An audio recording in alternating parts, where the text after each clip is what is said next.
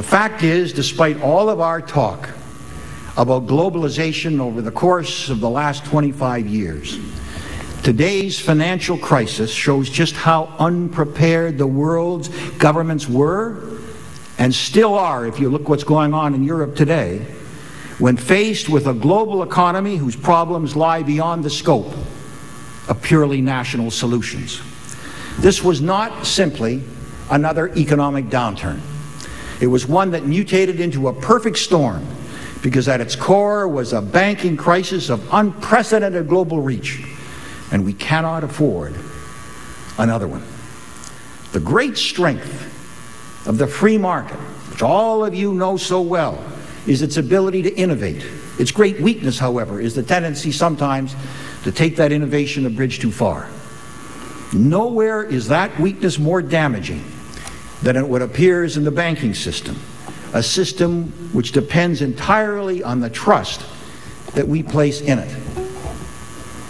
That's why the moral hazard that is posed by institutions who violate that trust will eventually eat away at the very foundations of the free market. And that is why I believe we must develop a protocol, and it is the responsibility of the G20 to do so, on how failing banks can be unwound without bringing down the whole global system. And it's also why I agree with the governor of the Bank of England who said, if a bank is too big to fail, it is too big. This leads me, you like that? I don't think Frank did. This leads me to the third test that I would cite as we judge the success of the G20. The need to remind global bankers of the principles of banking. That's to say, while we must strengthen national regulation, we must recognize that it alone cannot deal with the gaps in the global financial system. Furthermore, we must accept that putting global principles and standards in place is but the first step. But these are going to have to be continuously reviewed by an international body whose only goal is the protection against systemic risk. And finally, those new standards are going to have to be mandatory, and they are going to have to be fully enforced. And this is where the rubber hits the road. Why? Because in a world of seamless capital markets, there are no borders. And if those are the rules that the bankers play by, then those are the rules that the referees must referee by as well. When memories of the current banking crisis begin to fade, the cities of London and New York will not be alone in seeking to gut financial restraints to attract the world's financiers. Already Paris, Frankfurt, Singapore, and Tokyo are gearing up for the next round. And of course, this is about the tip of the iceberg. Wait until Hong Kong and Shanghai combine to challenge the incumbents. Then the battle is really going to be on. The fact is, given the difficulty that major US and European bankers now appear to have remembering just how remorseful they were but 6 months ago, it should be pretty clear that a voluntary process of global coordination will lead nowhere. In short, if there's anybody who thinks that the voluntary subscription to global standards will be sufficient, then I'd like to introduce them to the Tooth Fairy. So you like that? The current definition of sovereignty was established in 1648, and it was all about rights and the parochialism of rigid borders. In case no one's looking, the world has changed since then. Surely, if we have learned one thing from the financial crisis, it is that the definition of sovereignty today must now include sovereign duties and the responsibility of nations to each other. Clearly, if the G20, which is to do its job, which in the case of the question of bank regulation is to achieve the global coordination of national bank regulation, it is here in the evolution of the duties of sovereignty that the battle lines will be drawn. For with the designation of the G20 as the world's new steering committee, as it was said in Pittsburgh, the debate is no longer what will replace the G8. It is, will the G20 be given the responsibility to help make globalization work without the tools to do the job?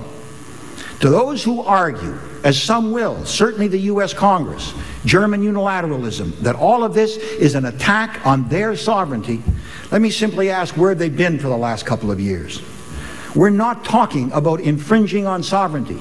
We're talking about what is necessary to protect sovereignty in the 21st century. For instance, when the U.S. and European financial players created toxic assets and sold them around the world to everyone's detriment, was that not an infringement on the rest of the world's sovereignty? Is today's global recession itself not partially the result of the infringement on the sovereignty of every country that has been affected by the failure of the European and European and American banking systems to exercise minimum standards of prudence? Well, that was last year or the year before. How about this year? What has happened, and what is happening in Europe with the looming bailout of its liquid, if not insolvent, states is yet another example of how the unthinkable can become real. In the last few months, financial markets have stripped away the rest of the economic veneer of some of the world's oldest countries. If anybody doubts that, let them go to Greece, to Portugal, or to Spain. More and more the issue is, and the issue that the G20 is going to have to face, and the issue that every government in the world is going to have to face, is are the markets going to dictate a country's economic and social policy, or are new national governments going to recognize that they have a duty to their own citizens to adhere to international norms and to work with other countries so that this terrible fear of contagion which exists today ceases to be the sword of Damocles hanging over an increasingly integrated global system. In the same vein, the discussion of sovereign duties becomes even more important when we look at how quickly the global landscape continues to change. When the Chinese and Indian economies have penetrated global markets even further, and they stumble, as all economies do, there will be no stimulus package big enough to rescue us. Certainly not if we in the West hide behind the outdated truisms or quick fixes now to frustrate the longer-term solution of global issues while we have the opportunity to do so. This is why the G20's time has come. This is also why Canada's role as the host of this June's meeting is so critical. The host of a summit is in a very powerful position, for it is the host that can influence so much of the agenda. Now, we're not going to host another G20 summit for a generation, so we must not miss the opportunity that we have now.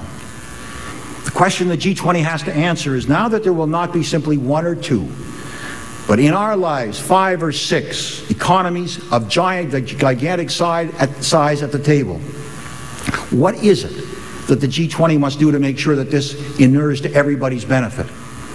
And that's why it is fortuitous that the G20 meetings this year are in Canada and in Korea. 2 wealthy countries, but neither a superpower. Neither with a domestic market large enough to fall back on. Both dependent on a world that works.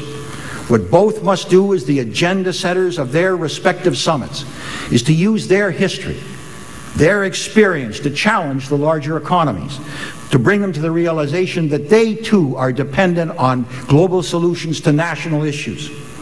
The line between the national interest and the global interest is getting grayer and grayer. That sovereignty is no longer only a question of rights, but of duties as well.